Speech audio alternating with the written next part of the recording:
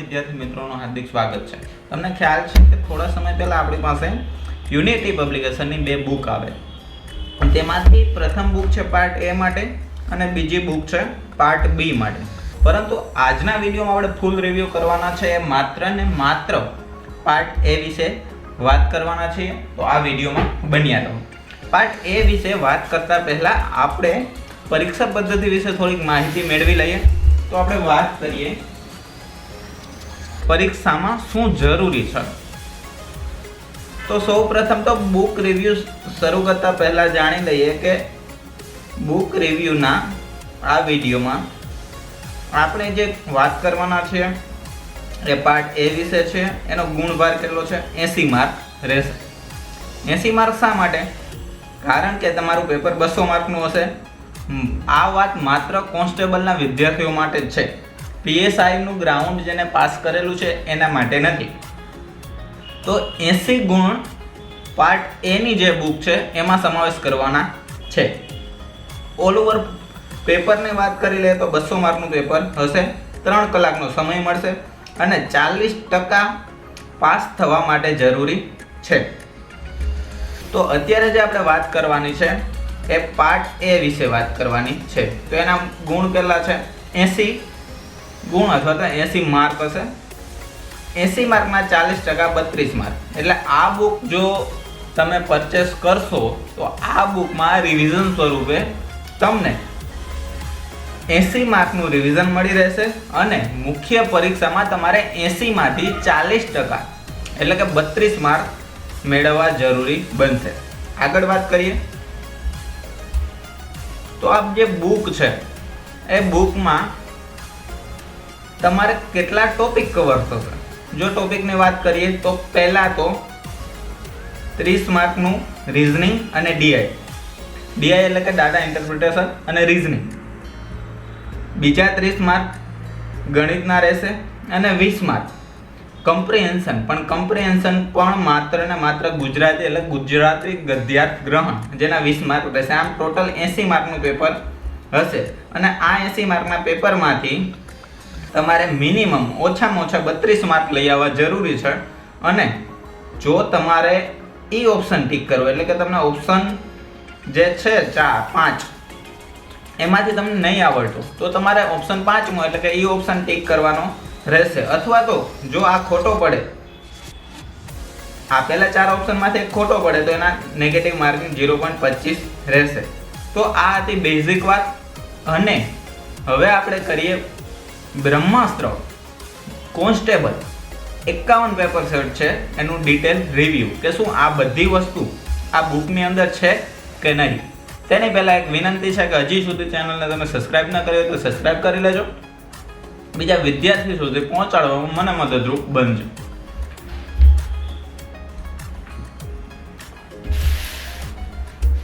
તો આ છે એ બુક પાર્ટ એ માટે 360 ડિગ્રી વિષયવાર રિવિઝન માટે। તો પહેલા જણાવી દઉં કે કોઈ પણ બુક હોય પેપર છે એ ત્યારે જ તમારે આપવું જોઈએ કે તમારો સિલેબસ 60-70% વધારે તમે સિલેબસ કવર કરી લીધો છે અને પછી તમે તેનું રિવિઝન કરવા માંગો છો। કોન્સ્ટેબલ બ્રહ્માસ્ત્ર નામ છે।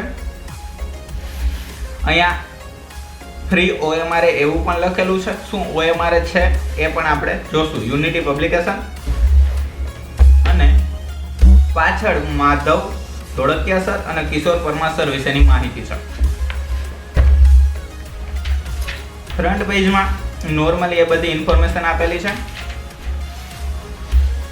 પછી પહેલા પેજમાં વાત કરીએ તો યુનિટી પબ્લિકેશન વિશેની માહિતી છે, વેબસાઇટની માહિતી છે અને અત્યારે એની પ્રાઇસ લખેલી છે। એ પ્રાઇસ ઓફરના લીધે ચેન્જ થતી હોય એટલે હું પ્રાઇસ વિશે જાજી વાત નહીં કરું। એ તમે ઉપર અથવા તો આ બુકમાં અથવા તો મારી ડિસ્ક્રિપ્શનમાં તમને કોન્ટેક્ટ નંબર મળી જશે, ત્યાંથી તમે સંપર્ક કરી શકો છો। હવે વાત કરીએ ફ્રન્ટ પેજની, પહેલા પેજની, તો એમાં મહાત્મા ગાંધીના થોટ્સથી બુકની શરૂઆત થાય છે।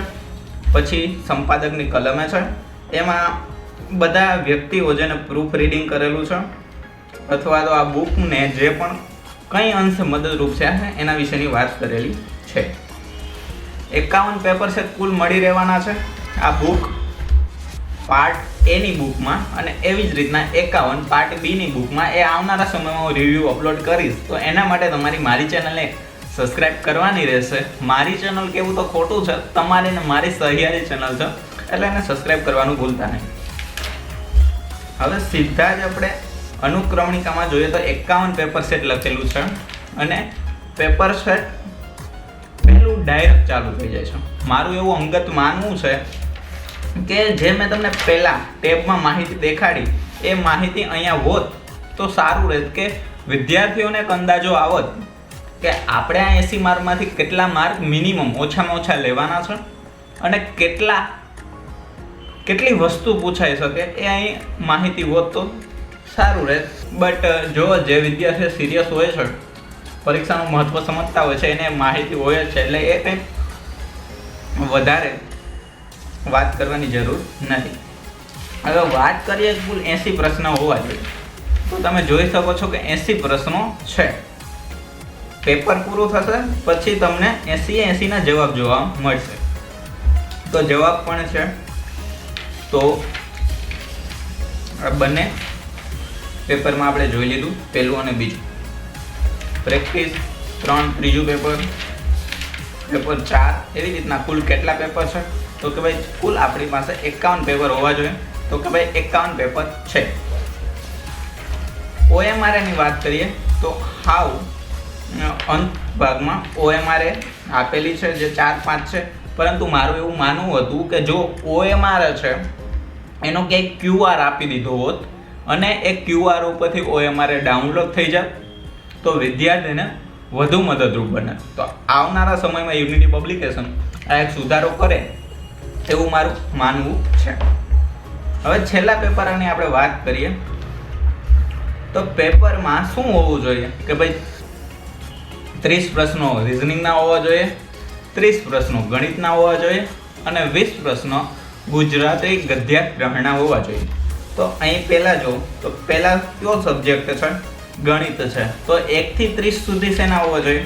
ગણિતના હોવા જોઈએ, જે ગણિતના છે. વચ્ચે વચ્ચે રિઝનિંગના 1-2 આવી જતા હશે, પણ છે ગણિતના. પછી અહીંથી શરૂ કરો તો રિઝનિંગ જોવા મળે છે. રિઝનિંગના પ્રશ્નો ક્યાં સુધી જોવા મળશે કે 60 પેજ નંબર ઉપર. તો રિઝનિંગના પ્રશ્નો છે જ, તમે એની ગુણવત્તા પણ જોઈ શકો છો, અને બુકનું ફોર્મેશન પણ વ્યવસ્થિત છે, પેજની ક્વોલિટી પણ સારી છે. એવું નથી થતું કે પહેલા પેજમાં લખાણ છે, બીજા પેજમાં દેખાતું હોય. સારી રીતના બુક બનાવેલી છે. ક્યાંક બુકમાં નાની એવી મિસ્ટેક પણ છે, એ પણ હું તમને જણાવીશ. હવે આગળ વધીએ તો આ 20 માર્કનો પોર્શન છે એ શેનો છે? ગદ્યાગ્રહણનો છે. ગુજરાતી ભાષામાં પૂછાવાનું છે, ઇંગ્લિશ ભાષામાં નથી પૂછાવાનું. એમાં શું હોય ગદ્યાગ્રહણમાં કે ભાઈ તમારે આ પેરેગ્રાફ સમજવાનો, પછી એ પેરેગ્રાફ ઉપરથી તમારે આ જે 10 પ્રશ્નો છે એના જવાબ આપવાના હોય છે. ટોટલ 20 પ્રશ્નો હોય એટલે 2 ગદ્યાગ્રહણ આવી શકે, અથવા 3 આવી શકે, 4 આવી શકે, એ કંઈ ફિક્સ નથી. પણ ગદ્યાગ્રહણની તમારે જેમ તમે મેક્સિમમ પ્રેક્ટિસ કરશો તેમ તમને મેક્સિમમ લાભ થવાનો છે. એના સિવાય બીજો કોઈ ઓપ્શન નથી. ગદ્યાગ્રહણમાં માત્ર ને માત્ર પ્રેક્ટિસ અને પ્રેક્ટિસ જ રહેશે. તો આ વાત થઈ ગઈ સંપૂર્ણ પેપરની. હવે તમને હું એક વાત જણાવું, એ કંઈ બહુ ખાસ નેગેટિવ અથવા તો ખરાબ ના કહી શકાય, બટ મને ધ્યાનમાં પડેલી એટલે હું જણાવું. આ પ્રેક્ટિસ પેપર 1 છે, એનો ક્વેશ્ચન તમે અહીં જોઈ શકો. ક્વેશ્ચન તમે જોઈ શકો છો. એ ક્વેશ્ચનમાં લખેલું છે કે એક કાર બિંદુ A થી બિંદુ B સુધી 60 કિલોમીટર પ્રતિ કલાક. અહીંયા કિલોમીટર પ્રતિ કલાક એ ઇંગ્લિશમાં લખેલું છે, જ્યારે ઓપ્શનમાં કિલોમીટર પ્રતિ કલાક શુદ્ધ ગુજરાતીમાં લખેલું છે. આ એવી કંઈ ભૂલ નથી, બટ પ્રૂફ રીડિંગ સમયે થોડોક ખ્યાલ ન આવ્યો હોય તો બની શકે. હવે એ જ વસ્તુ આગળ જોઈએ તો આગળ તમે એ જુઓ તો અહીંયા આગળ કિલોમીટર પ્રતિ કલાક છે, ને પાછું જવાબમાં પણ કિમી લખેલું છે, ત્યાં KM લખેલું નથી. હવે માઇનોર ભૂલ હતી, બાકી અલાઇનમેન્ટ વ્યવસ્થિત છે, ફોર્મેશન પણ વ્યવસ્થિત છે. ક્યાંક ફોર્મેશનમાં માઇનોર મિસ્ટેક જણાય છે, પરંતુ એ કંઈ કન્ટેન્ટમાં બાકી રાખેલું નથી. તો યુનિટી પબ્લિકેશનનું ધન્યવાદ આપી કે ગુજરાતના વિદ્યાર્થીઓ માટે એવું તમે સારું કન્ટેન્ટ વેચી રહ્યા છો. અને બીજી એક હું વાત મારું અંગત માનવું છે કે ઘણા જેમ અત્યારે ગુજરાતમાં મોટા મોટા પબ્લિકેશન થઈ ગયા છે, એ પબ્લિકેશનની બુક પણ મારી પાસે છે, પરંતુ એની તમે પેજ ક્વોલિટી જો તો બહુ કંઈ ખાસ હોતી નથી અને બુક બનાવવા ખાતર બનાવી નાખે છે એવું છે.